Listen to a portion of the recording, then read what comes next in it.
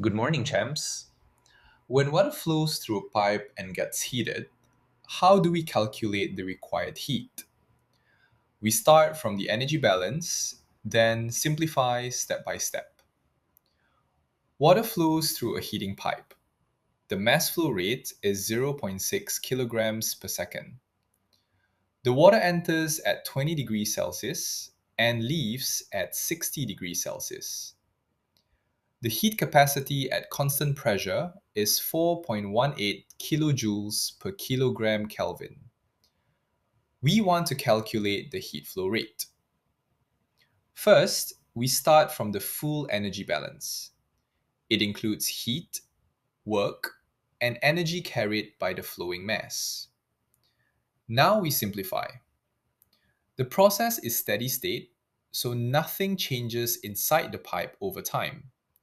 There is no turbine and no compressor, so there is no shaft work.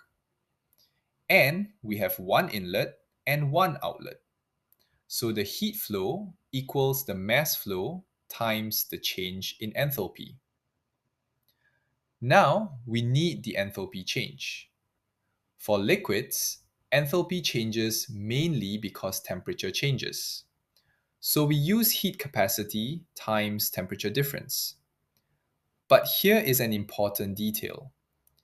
The heat capacity depends on the process. If volume is constant, we use CV. If pressure is constant, or if we work with enthalpy, we use CP.